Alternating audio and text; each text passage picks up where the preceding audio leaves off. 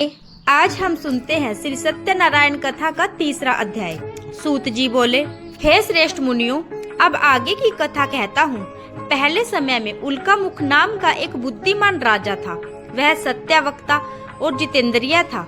प्रतिदिन देव स्थानों पर जाता और निर्धनों को धन देकर उनके कष्ट दूर करता था। उसकी पत्नी कमल के समान मुख वाली तथा सती साध्वी थी। भद्रशिला नदी के तट पर उन दोनों ने श्री सत्यनारायण भगवान का व्रत किया। उसी समय साधु नाम का एक वैश्य आया। उसके पास व्यापार करने के लिए बहुत सा धन भी था। राजा को व्रत करते देखकर वह विनय के साथ पूछने लगा, हे राजन, भक्ति भाव से पूर्ण होकर आप यह क्या कर रहे हैं? मैं सुनने की इच्छा रखता हूँ, तो आप मुझे बताने का कष्ट करें। राजा बोले, हे साधु, अपने बंधु बांधवों के साथ पुत्रादि की प्राप्ति के लिए एक महाशक्तिमान श्री सत्यनारायण भगवान का व्रत व पूजन कर रहा हूँ। राजा के वचन सुन साधु आदर से बोला, हे राजन, मुझे इस व्रत का सारा विधान कहिए। आपके कथानुसार मैं भी इस व्रत को करूँगा। मेरी भी कोई संतान नहीं है और इस व्रत को करने से निश्चित रूप से मुझे संतान की प्राप्ति होगी। राजा से व्रत का सारा विधान सुन व्यापार से निवृत्त हो वह अपने घर गया। साधु वैश्य ने अपनी पत्नी को संतान देने वाले इस व्रत का वर्णन कह सुनाया और कहा कि जब मेरी संतान होगी तब मैं इस व्रत को करूंगा। साधु ने इस तरह के वचन अपनी पत्नी लीलावती से कहे।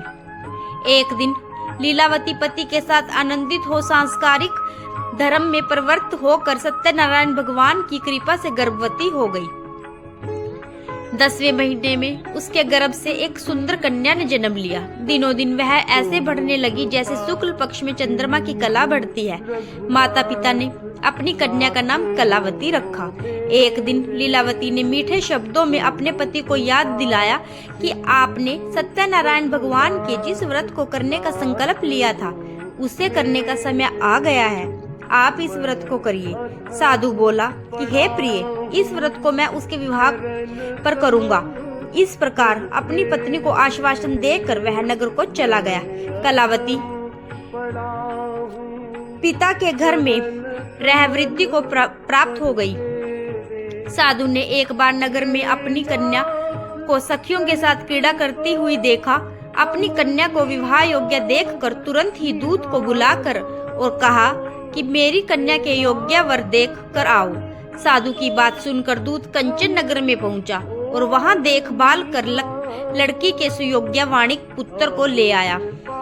सुयोग्य लड़के को देख साधु ने बंधु बांधवों को बुलाकर अपनी पुत्री का विवाह कर दिया। लेकिन दुर्भाग्य की बात ये कि साधु ने अभी भी श्री सत्यनारायण भगवान का व्रत नहीं किया। उसका विश्वास अधूरा था और श्रद्धा में कमी थी।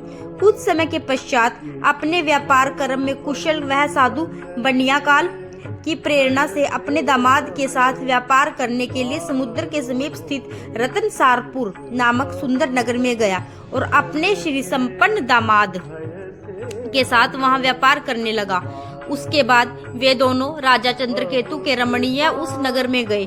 उसी समय भगवान श्री सत्यनारायण ने उसे भ्रष्ट प्रतिज्ञा देखकर इसे दारुण कठिन और महान दुख प्राप्त होगा यह शाप दे दिया। एक दिन भगवान सत्यनारायण की माया से एक चोर राजा का धन चुरा कर भाग ही रहा था। उसने राजा के सिपाहियों को अपना पीछा करते देख चुराया हुआ धन वहां रख दिया जहां साधु अपने जमाई के साथ ठहरा हुआ था।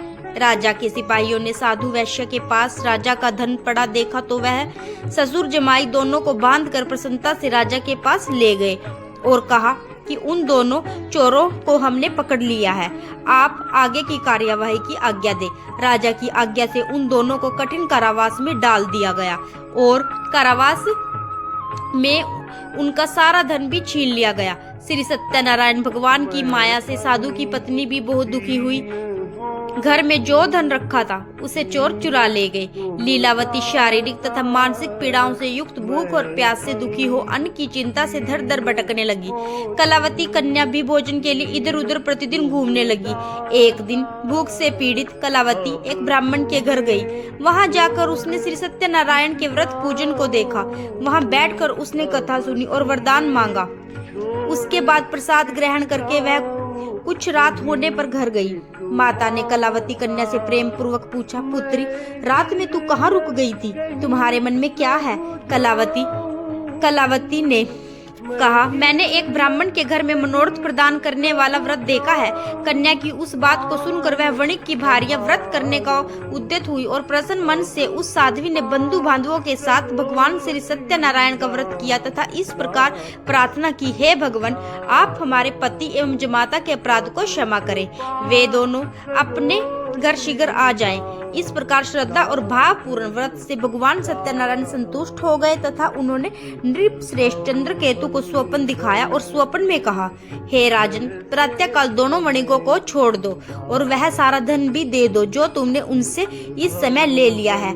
राजा को यह सब कहकर वह अंतर्ध्यान हो गए। प्रातःकाल सभा में राजा ने अपना सपना सुनाया, फिर बोले कि वणिकों पुत्रों को कैद से मुक्त कर सभा में ले आओ। दोनों ने आते ही राजा को प्रणाम किया।